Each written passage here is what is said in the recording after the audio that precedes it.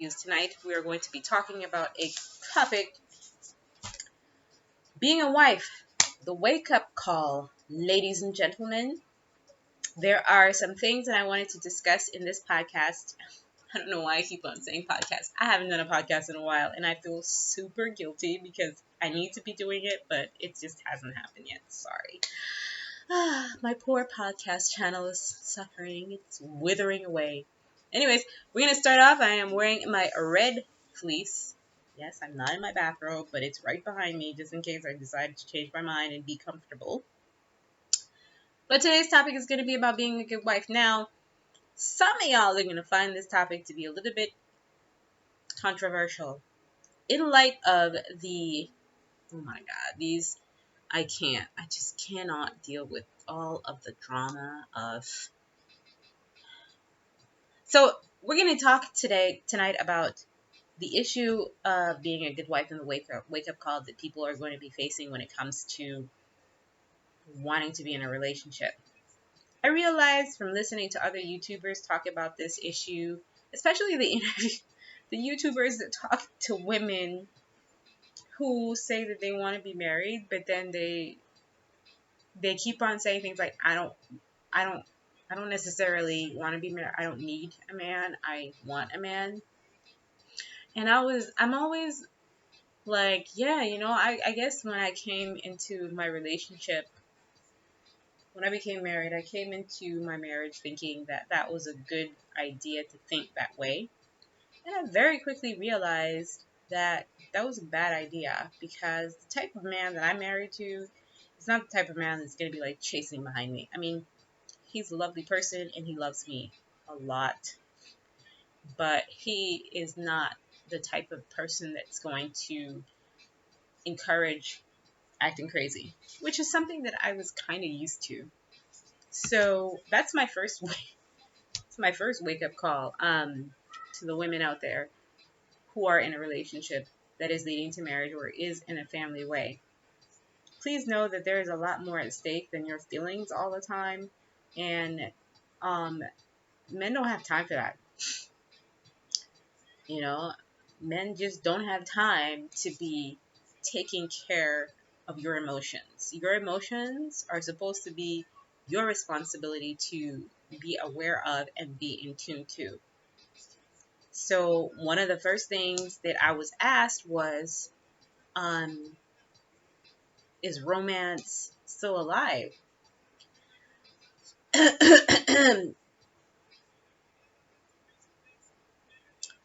Let me tell y'all something. Not this, I don't like this, this is not me saying something that I believe it should be the way, because I am Generation X, I think. I think I'm Generation X. I'm not quite sure. I think, yeah, Generation X-ish. But anyways, we grew up in a time where romance and love were an important part, we think that that's an important part of relationships, right? Especially marriage, that you have to love the person. This is a new anomaly. Like, this is something completely a fresh concept on the way men and women interact when it comes to the legal binding contract of marriage. Before, it was just that it was a legal binding contract between two people, and worse, before that, it listed you as property. I don't know if you guys have seen the interview that I did with one of the members of the women's movement, my mom, how marriage was categorized, in that women were actually listed as part of a man's property, his cattle, because her legal responsibility was only to bear children, and she was considered his property in what he could do, whatever it is he wanted to. Now, that was a Western definition of marriage. If you look at other cultures, they follow well, I don't want to blanket this statement, but let's take a look at maybe Korean culture, because I did watch, I was doing some research on them particularly, and also African culture, Black African culture. When it comes to marriage, it was and still is pretty much actually just it's actually just duty. Marriage is duty. So in those particular instances, give or take, um, where in Africa, where in Korea. So this concept of romance and stuff is quite new, and that's a huge wake up call for a lot of women because they're not the only cultures that adopt this kind of mentality. See, what has happened is that women's expectations have changed based on a lot of European influences, which is fine and okay, it's cool. I'm for liking and loving the person that you're going to spend the rest of your life with. But there is a way too much there's way too much expectation and assumption and emphasis put on what that love is supposed to look like. And there are actually different kinds of love. And romantic love is not actually sustainable. And that was one of the things that was a huge shock to me when I got married, which my grandmother warned me against. And her attitude actually was she didn't want none of her kids or grandkids to get married. I know, shocking, right? Kids, she's a widow, so she stayed with her man. I digress. So, coming into this relationship thinking that romance was going to sustain it, I suddenly very quickly realized that romance was not going to sustain it. What romance has to do with is that you have certain expectations in and outside of the bedroom, maybe PDA, public displays of affection, presents, gifts, time spent alone, time spent away from the kids, being showered with gifts and flowers and roses and shit. That's not practical. All right, because this man has to think about retirement for the both of you if you're a stay-at-home parent and you're taking care of the home and you're not wanting to pay a significant amount of the bills um, after having children. He has to think about creating structures because that's what men structure and discipline and security are the three main things that men bring to a relationship, especially a marriage with children. And we have become very much expectant that our men should be kind of like chicks. We expect them to be very feminine in their way of handling us and being. And um, that is actually a very, very new concept. And it is what is ruining a lot of marriages. Now, a lot of people are going to come to me and say, hey, Nihana, so you expect that I'm supposed to just sit down and, not spend time with my husband and, he shouldn't treat me nice and give me nice things. Well, I believe that a lot of these things can be cleared up if you're single and looking. I think that a lot of these things can be cleared up from the very beginning. And again, it goes back to self-awareness. Like if you're not aware how you tick personally and how these things are going to affect you when they start to drizzle out, fade out, get stale, um, you got to have a plan. You got to have a master plan. And if you don't have a master plan, you're going to find yourself in very, very, very difficult times because people get tired. People get um, frustrated. People get caught up in themselves. They get caught up in their jobs. They have other things on their mind that's not always you. If you're coming in the relationship always expecting that the other person is there to fulfill a need, when they don't fulfill that need because of their normal humanity, you're always going to find yourself disappointed. It seems like commonsensical things, right? All right. So I guess I'll just help you guys out. I have a list. Don't you just love it when a list comes together and then you can just tell everybody what you're supposed to be bringing to the table and what are some of the questions that you need to be asking your partner before you decide um, to to say your I do's. Let's get it started. This is going to be a two-part series, so this part is going to be with me, and then the second part is going to be with my husband. Hopefully, I can get him to sit with us next week, Sunday. he's camera shy, but I'll figure something out. So, A good wife has these 7 qualities. I like the number 7. I think 7 is like 7 years of prosperity, 7 days in a week. 7 is the lucky number. So, um, these attributes are actually based on Shahrazad Ali's list of 7 attributes, and I'll link the video in the description again if you didn't watch it the last time. And before I begin with this, I would also like to say that rest in peace, Betty White and Sidney Poitier. You know, 2 really great people that we have lost that did not make it to this year, but they have lived a very long and full, rich, accomplished life.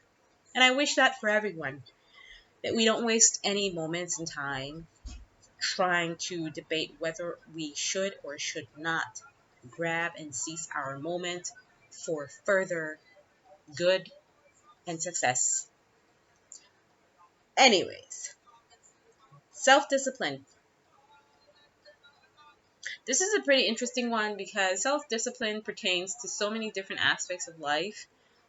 Getting up and going to a job, um, being able to say no when you want to say yes. I was talking to a friend of mine about body count. I feel like I'm about to go down a rabbit hole. I'm about to go down a rabbit hole. Anyways, let's not go. That's too big a topic to deal with this time. Let's stick to the guns. But if you are already in that category of women, a very long list of bodies, your man is already looking at you. If you disclose this information to him, which is a bad idea, that shows that you are a problem. And I would believe that I would apply the don't ask, don't tell method to this particular instance because self-discipline is a huge characteristic that men look for in wives. Also, yeah, going down the lines of what you say and don't say. You don't always have to say everything that you think, which is something I have a very hard time with, and that has gotten me into a lot of arguments that could have been avoided with my husband and with honestly everybody, because like once I start, I can't stop. It's like I just probably shouldn't go there altogether. And what's good for self-discipline is exercise, meditation. If you're not a spiritual person, going to church. I know I used to go to church every day. That required me to get up at 5 o'clock in the morning and be in a space and place in an environment where I could ease and rest my mind. And then I would go for a run or a jog or just regular exercise. So self-discipline, self-discipline, self-discipline. Because if you are able to be self-disciplined, then your man can depend on you to see things to task. And that leaves his mind free to think about other things. And then he knows he's supported. And he'll pay attention to that. Courteousness. Being courteous. I think I got this one down. Courteous also means, like, you know, if you say please, thank you, but also being appreciative of the things that are being given to you. I know this can get really political because people think like, oh, if you're if you're if you're being grateful for something that should be like a given, it's not really about the thing that is being given. It is about showing appreciation and acknowledging the things that are being done. Even regardless of what you may think is it should be or shouldn't be, or, you know, he should be able to read your mind. Um, Showing appreciation and being courteous is really, really important. Being like, being a pleasant person to be around. I know I'm a little bit moody, so I feel like this is sometimes a challenge. But being cheerful makes people compelled to be around you. It attracts people to you. It attracts everyone to you. And so I really think that cheerfulness is important as well. Cheerfulness is also important because a lot of us got an attitude. There was a study done recently that with the men that were sitting down and they were shown a bunch of pictures of women, right? Um, the women found them to be more attractive when they smiled. Not only when they smiled, but also when they were looking away. I don't know. It's a little strange. But it's along the lines of being cheerful. You know, men like smiles. Smiles relax the muscles in your face and it makes you look more approachable. Sounds very simple, right?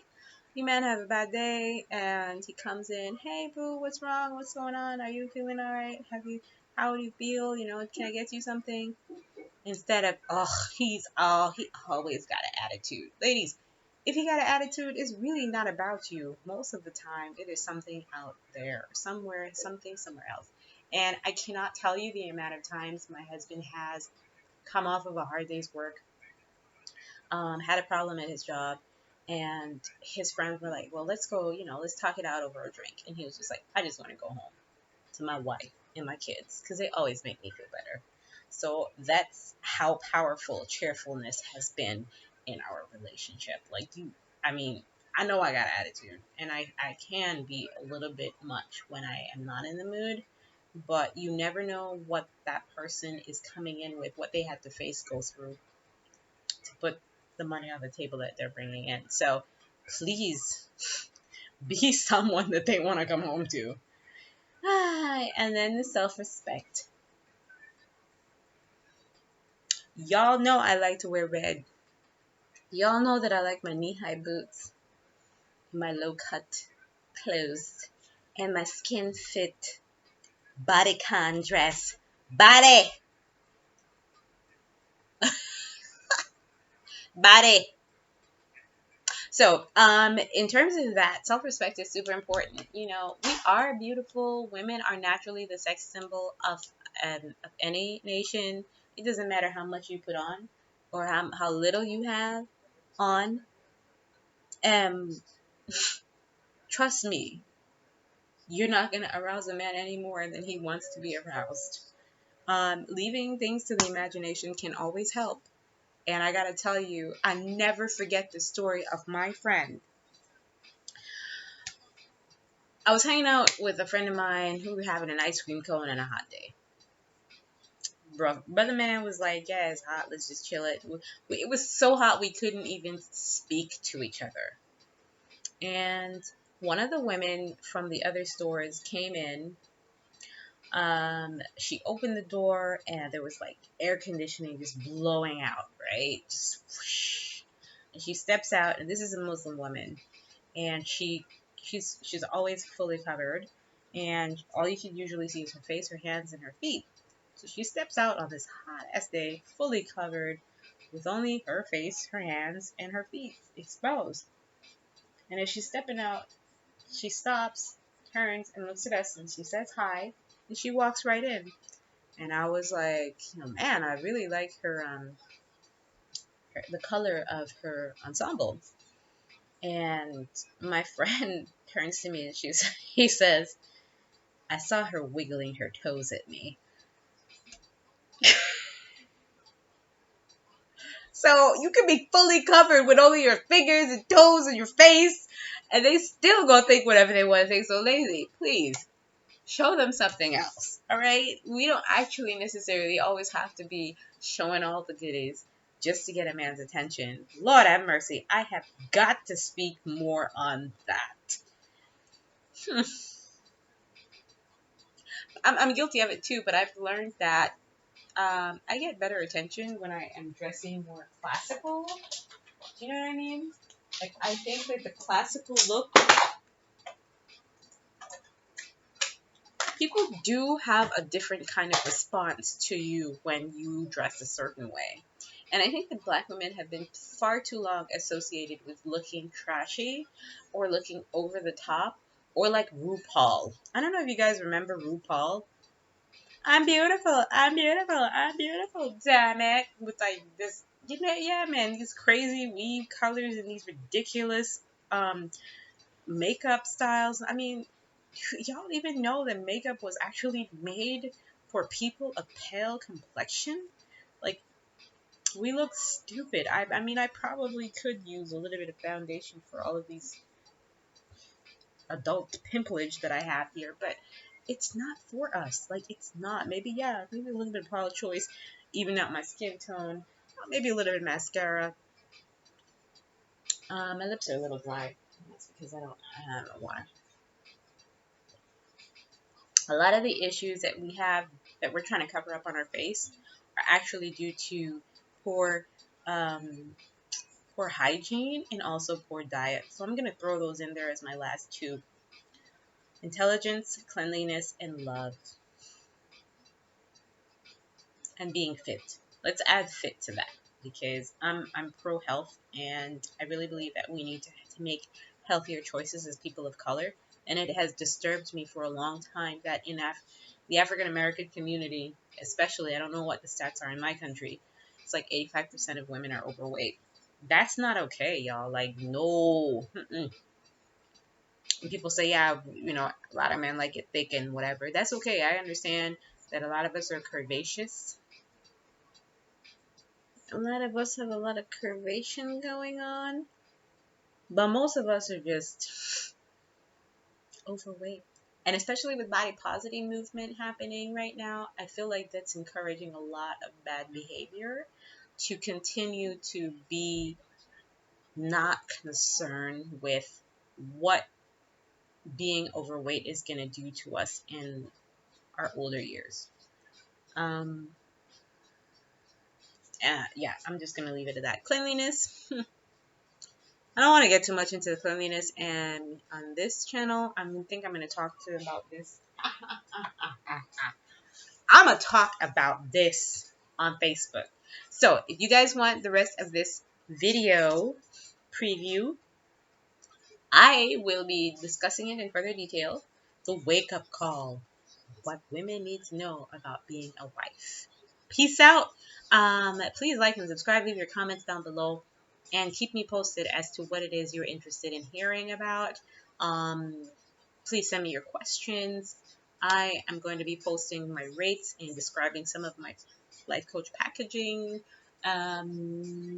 this week. Yeah, let's do it this week. Let's do it. Let's start to talk about you. Bye.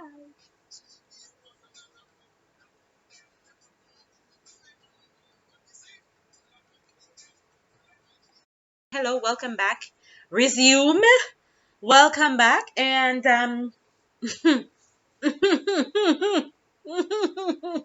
yeah, what up, David? Why are you here again? David is a glutton for punishment, I swear. Rest in peace, Sidney Poitier, and rest in peace, Betty White. We have lost two wonderful people this year already, and yeah, two legends gone. Sidney Poitier was a pretty amazing, groundbreaking actor and activist, and Betty White also. I really feel like they are. Oh, sorry. Hey, that I want to go back and check out some of the. I want to go back and check out some of their stuff from before. So, let's get into the show. Tonight's show is going to be about the properties or the qualities of a good wife. What's up, Pauline? Hey. Wow. Okay, so the properties and the qualities of a good wife. Now, these are not according to me. I wanted to talk about something I call the wake-up call.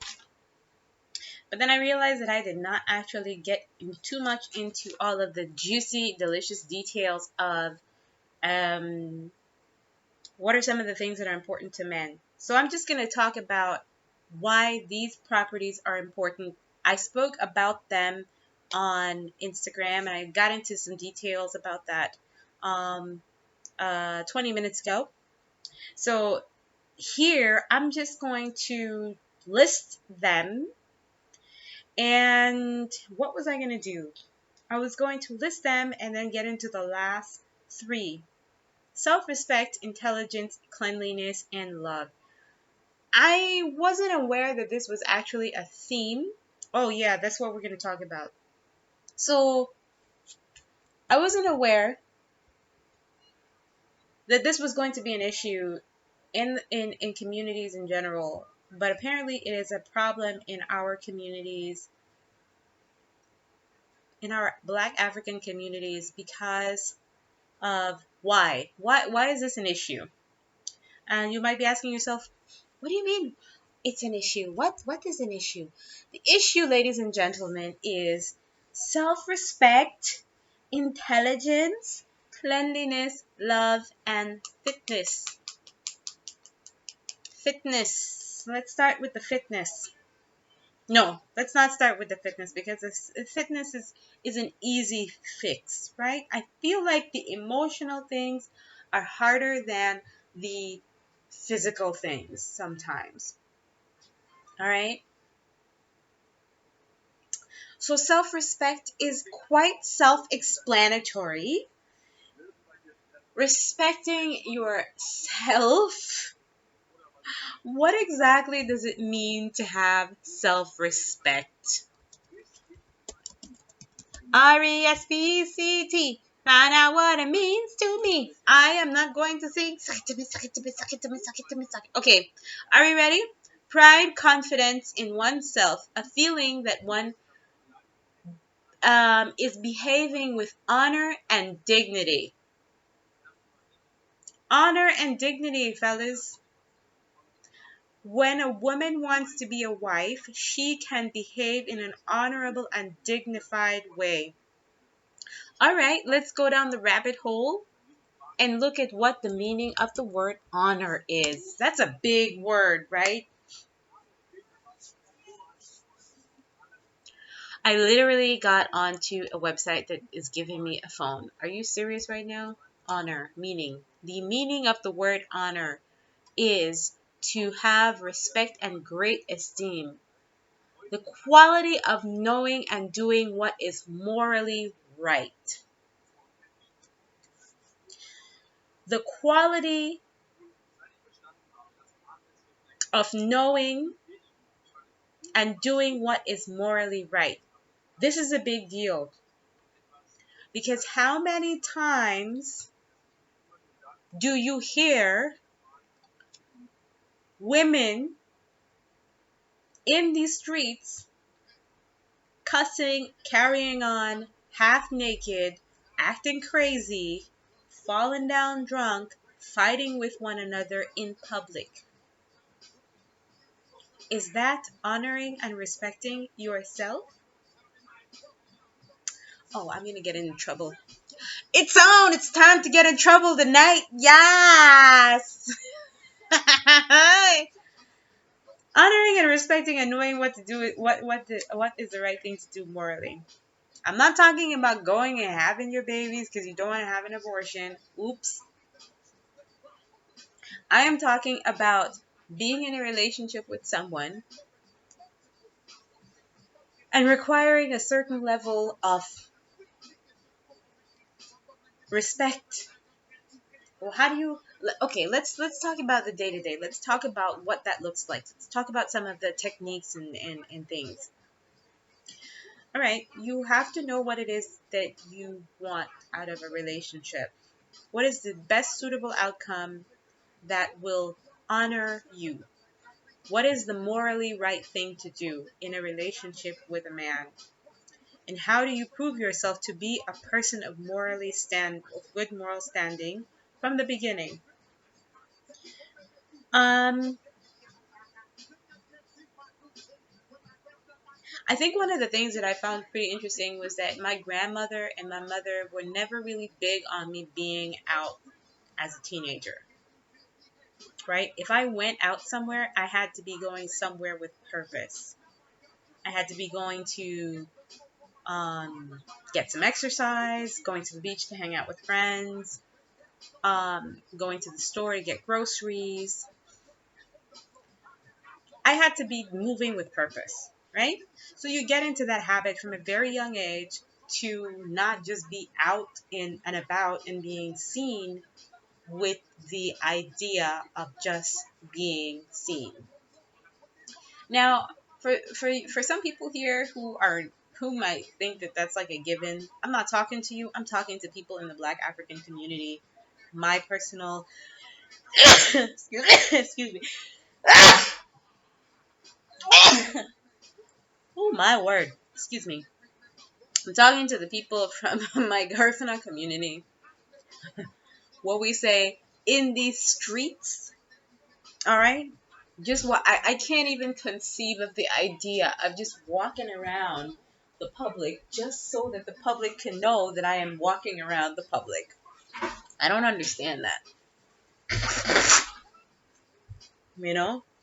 And I'm glad that there's now a term for it called in these streets, because some of us need to sit our asses at home. We need to sit our behinds down in our house where we belong instead of always being out. Why is this important? Because if somebody is pursuing you and they're not your somebody's pursuing you and they're not your significant other yet, and they have so much access to you that they know they don't have to go to your house to find you. They could just take a stroll around around the block and know you're gonna be somewhere, like wow, gonna be somewhere in one of these corners, just minding everybody else's business but your own. Oh yes. Oh, I'm gonna get into trouble. I'm getting into trouble tonight. That's not a moral issue. It's not technically, it's not really a moral issue, but it can lead to moral issues because you are places where you have no business being. I remember growing up in Dangriga, that was a huge thing. Mom, I want to go out with my friends. To do what? Just hang out. Where? I have the same issue with my daughter, and I live in Germany. We're gonna go hang out in the mall. What are you gonna go do in the mall? Walk around, get into trouble, giggle, and look at the boys, and then the boys are gonna giggle and look at you, and y'all just gonna walk around in a circle because you're not there to do any shopping.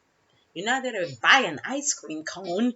You're not going ice skating with your friends. You're just hanging out with your broke self, doing nothing.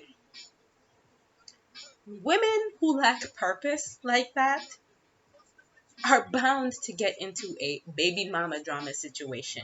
Sorry, straight up, cold as ice. I went there. I did it. Yes, I'm a baby mama, and I'm gonna tell you right now, that's how it's done. Come for me. Come on. Let's have this talk. Let's do it. I'm ready. See, these are the kind of things that we don't want to talk about because it has something to do with a thing that I like to call accountability, which is something that I think, especially in the Black African community, we are somehow allergic to. We want to blame slavery, oppression, depression, and everything except looking in the mirror and seeing what it is we can do better in order to have better outcomes. So I'm really gonna start with that. Like, where are your kids? Are your kids in these streets? Are you one of these people that are for these streets who just love to be out all the time without purpose? Men are not stupid. They will look at you and know that you ain't got no purpose, where to go, or activities or hobbies. We say in Germany, hobbylos. It's like a big insult when a kid tells another kid you're hobbylos, like you're without a hobby. You're hobbyless because los is less. All right, so so self-respect is the ability to know what is the morally right thing to do and doing it. And so that's just a mild example. Being in these streets is not self-respecting. Dressing up in a provocative way is not self-respecting. And I know a lot of the times it has a lot to do with wanting male attention. Trust me, I just told the story about my friend who was who thought that this woman was flirting with him and she was covered from head to toe only because she was wiggling her toes. You ain't got to do a lot to get a man's attention. And sometimes less is more, as though less being shown, I mean. And I've been guilty of this too because you like the male attention. You like to be provocative and use your body in a powerful way. But You can also go on the other side and say covering your body is also very powerful. I'm not advocating for uh, I'm not advocating body shaming. I'm not advocating conservatism. I am advocating for us to present ourselves in such a way that we can still be feminine and sensual without being RuPaul or Lil Kim. Like, that's not us, all right?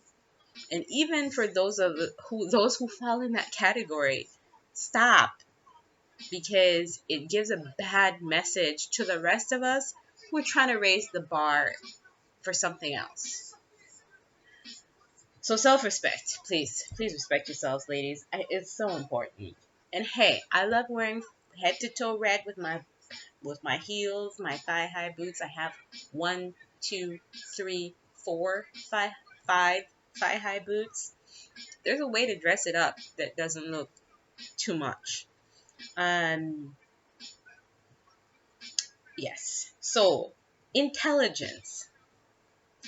Intelligence, I feel, is not like book smarts, because some of us be tripping when we say, "Oh yeah, I have my master's, I have my bachelor's." Go get your education, do your thing, be a professional woman in this lifetime, if that is where you need to be to accomplish and attract the type of people that you want to be around. Go ahead and do that. What I'm talking about is a deeper sense of intelligence that has to do with discernment. Discerning where you need to be, where you do not need to be. Um, Speaking from a place of wisdom, understanding, and being intuitive. All these attributes that people traditionally say are female attributes are the things that men actually look for in a wife. Most men who want to marry, okay, I'm not talking to the men who don't want to marry, but most men who want a wife want a woman that is intelligent. Hey, Dino. Thank you. What's up, Deans? Yeah, so most men want an intelligent woman. I mean, for the men who are in this chat right now, let me know. Do you guys want intelligent women, or is it just some bimbo, you know, some human blanket? Is it some human blanket, or is it like somebody who is somebody that you can trust, that can make decisions without you?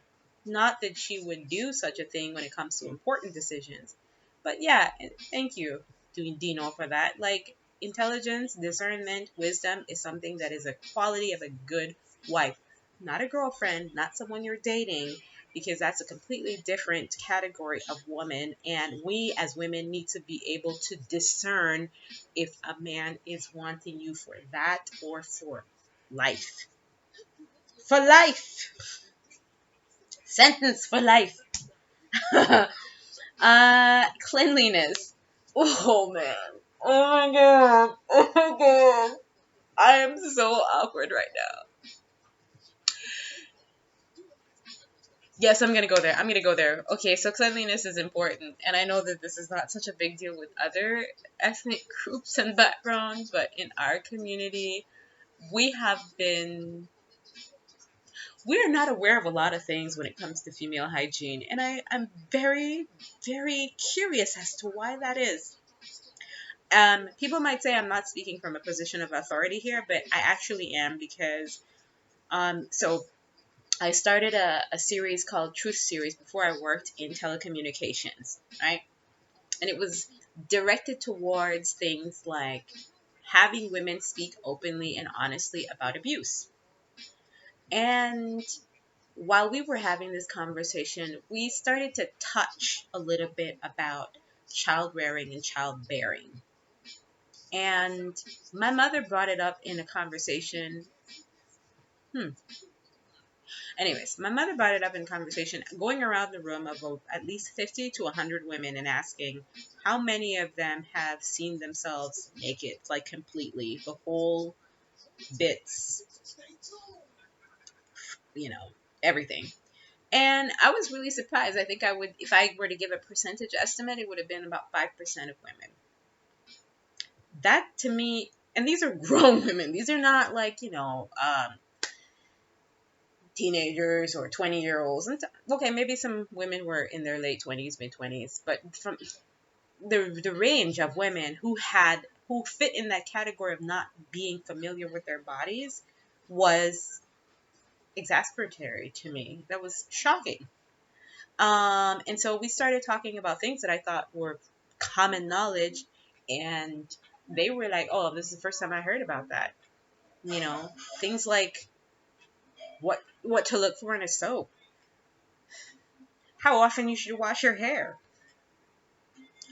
And I could get into some vivid details of some other things that, are not for the men, that I spoke on when I was working in corporate America, not corporate America, corporate Belize. I gathered the women from my team, and we had a discussion very similar to this, and it was the same response. A lot of women have very little knowledge, very little to no knowledge about how the female body works and how to take care of it. And it was an opportunity for learning, but it begs the question, how is this still happening? And I'm gonna tell you something about that conversation, because it was a review. We were giving ourselves feedback based on a woman who had come from BFLA, Belize Family Life Association. Please correct me, anybody in the chat, if you know this organization in Belize. Not to talk bad about them. They're doing the work that needs to be done. But that woman made a presentation to our organization, and she only talked about sex and how to use condoms and contraceptive. And that was it. Like, that's it. Like, that was, I'm like, ma'am, are you aware that there are women in this room sitting down who don't know the that would, and then we wonder why we have the problems. Awesome. Wow, shiny. My daughter brushed her teeth. Yay. Exactly what I'm talking. This is exactly what I'm talking about here. Yeah, brushing your teeth. How often should you brush your teeth, people? Anyways, so I was really surprised about that. Like, okay, we're just gonna talk about sex. We're not gonna talk about anything else that has to do with female hygiene. The proper deodorants to use, how to wash your armpits, how to wash. Anyways, I will have a topic on that by itself. I do have a professional who is a doula, which is not the same as a midwife, but similar. She and I spoke on Instagram. You guys can check that out in my Instagram account. And I will be bringing her back on my show so that we can. What's up, Mar? I will be bringing her back onto the show so that we can have this conversation again, so that you guys, so that the ladies can know what some of the things that you probably were not taught from your mom, which is something that's what ultimately came up in the conversation, is that women, mothers, are very uncomfortable talking about these kinds of things with their daughters. But I would like to get into also male hygiene as well, because there are a lot of things that a lot of young men don't know about their health as well. But I want to focus on the women tonight. But yeah, cleanliness is important. Men don't want to be around, because a man is not going to tell you, like, man, your breath stink, or where is that smell coming from? Like, what was the last time you took a shower, babe? Like, what was the last time you got some new socks or some new underwear? I don't know. Anyways, I feel like I'm getting too graphic in this conversation. Please tell me if it's too much for you. Cleanliness. Men want clean women. So I know for women of color, like, washing our hair is like a big deal. I wash my hair twice a week. And when I first started, it was a big issue. So if you're a woman with kinky curly hair and you are watching this, you have to check the porosity of your hair. And if your hair gets dirty very quickly, I would recommend a denim brush and brushing the hair before bed, which is something that people think that is only for people with straight hair to do. But I actually do that, and it has helped my scalp and my hair as well. It is super, super important that you keep your the dirt from the scalp out of your head. And if you can't wash too often because of weather or taking long to dry, then that's a good way to keep the hair and the scalp clean in between washes. Okay, so that's one cleanliness tip. The rest you can see on my Patreon. The last one is love and fitness. Oh, yes.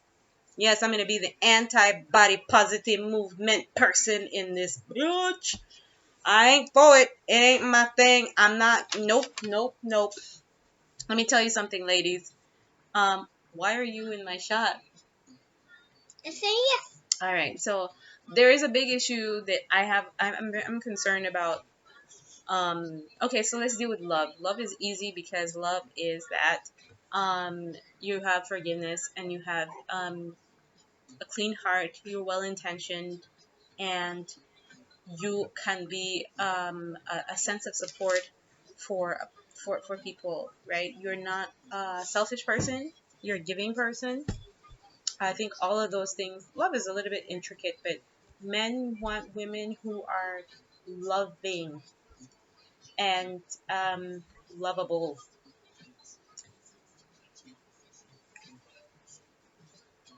Yeah, exactly. But men, thank you, Dino. Thank you. So I didn't say it. Y'all could go for Dino because he said it for me. Yeah, not Kino, Dino. It's my friend. He says obesity is not healthy, let alone commendable. But we have been so obsessed. I mean, we are now into the body positive movement, right? Talking about how it's like it's okay to be big bone or heavy set or curvy or whatever the terminologies that they want to use to pretty up the word fat. You know, it's okay. I mean, like, you don't have to be healthy. You can just be fat. Look, man, the body is not meant to carry so much on it. Um, the last time I got pregnant, I had, like, I couldn't imagine having to walk around like that for the rest of my life. You're carrying a lot of weight. That weight has to be accounted for. That weight is a strain on your body, on your knees, on your heart. That is not okay or good. People who are overweight are prone to several other illnesses throughout their lifetime, and the list gets higher the older you get. That men see that as a liability. If you're already coming in with a couple of pounds on you, that means that you have many doctor visits to have, and that means um, you're always going to be, needing medication and stuff like that. So retirement doesn't mean I need money to retire. You need also money to take care of this person's health. Now, if you're not planning on getting married and you just, feel like you're set and you don't need a man because you're going to stay fat and alone forever, um, then you have to make enough money for your retirement and for your medication. Because what does that lead to? It leads to hypertension. It leads to heart problems. It leads to diabetes. These cancer. These are things that are documented. This is not me speaking against people who are overweight. This is just the reality of the situation, and nobody wants to have to take on that responsibility. It is bad for you, and it is bad. You want to be as fit as possible if you want to be compatible in the dating market, because men don't want overweight women, and women have been deluding themselves into thinking that just because I am sexually desirable to a man, being overweight means that I'm somebody he's going to want to marry. No, it's not the same. Like the same thing um when it comes to self-respect and intelligence.